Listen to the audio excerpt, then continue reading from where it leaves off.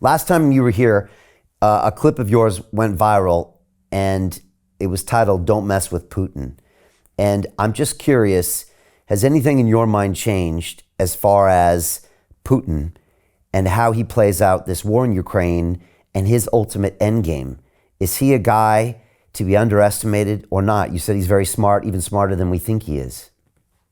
Well, there's no question he's very, if you just listen to his speeches like I have for years, and there was a time 2 or 3 years ago, he wasn't as fluent. Now he's obviously, if he had a medical problem, the Brits were talking constantly about a cancer. I've heard that from people, but he seems to have overcome all that. He has a lot of facts at disposal. On the other hand, he started the most lethal war in Western Europe. You know, we have Chechnya, we have the Balkans, they're all in Western Europe, but this is big league, what he's done, and what you call it. The destruction is just enormous on all sides. And so that's not rational. So it's not rational what he did.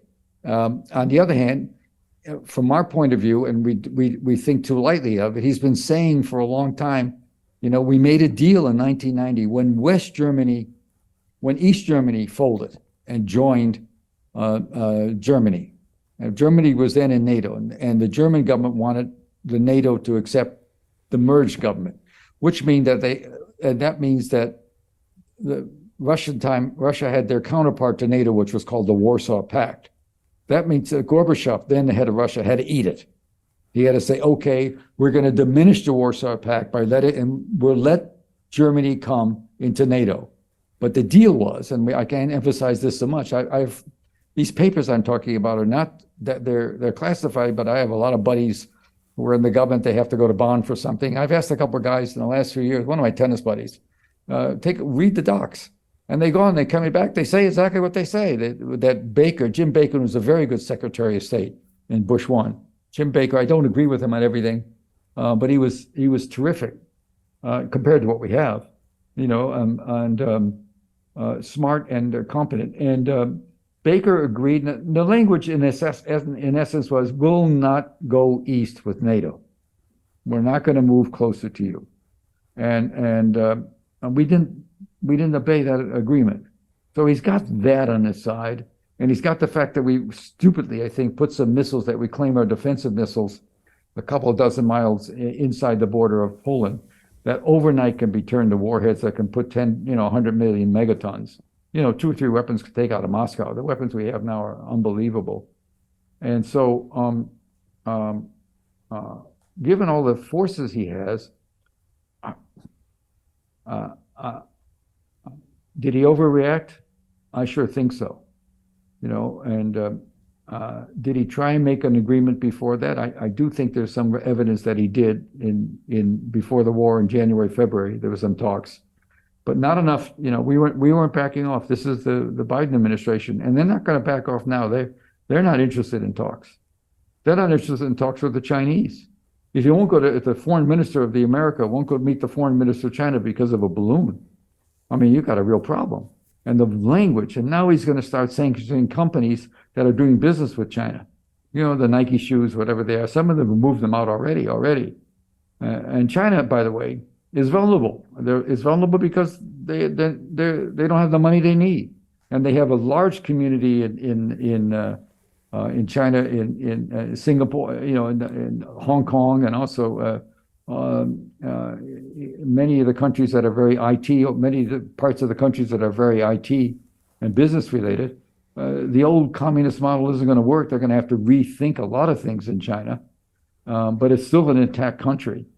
And Xi came to Russia, the meetings, and if you remember, there was no public statements about Ukraine, no commitments of arms. It was all, and I think what I was told is that a lot of it had to do with figuring out a way they can maybe get more oil at a cheaper price. They're hurting for money. There was a lot of economic talk, and all I know is that America in the last 2 or 3 years has lost an enormous amount of influence around the world, which may be good because we don't seem, we've got 800 bases abroad, 180 special forces in different units, not necessarily bases, but in the pots and pan places. And, we're spending an incredible fortune. We have 250,000 troops in South Korea still. I think three different 4-star commanders. So maybe, maybe it's good if we cool off and I'm not saying weaken our defense, because that's always suicide for any president, but cut back spending where you can without it. And I don't think North Korea and South Korea are going to be at war with each other. I don't know why we need 250,000 troops there. And I don't need why we have 800 bases. So I'm not a pacifist, because that's a losing game.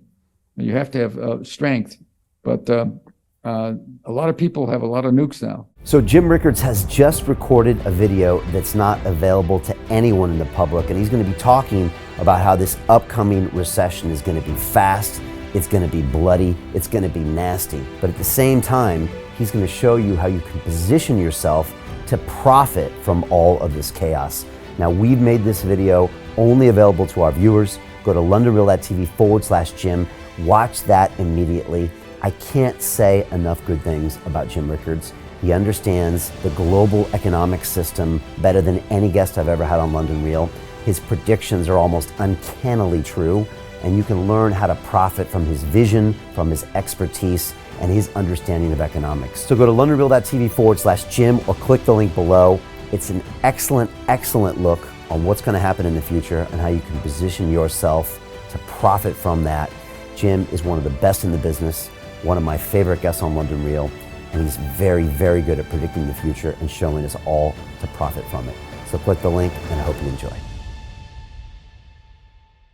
Hey, it's Brian Rose, founder of the DeFi Academy. I've told you my 4-week crypto bootcamp is amazing, but don't take my word for it. This is what my students are saying. The DeFi Academy was an amazing experience for me. It took me totally out of my comfort zone. In this course, I was challenged, I was held accountable, and pushed to do things that honestly weren't always easy. It's been phenomenal, and I can't believe we're already up on our 4 weeks. It has flown by. Going through this DeFi accelerator by far was one of the best courses I've taken. You do this course, you really get into the nitty-gritty of the activities that will make you comfortable with decentralized finance.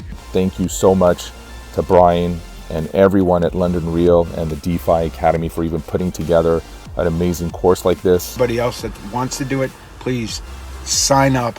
It is well worth the money.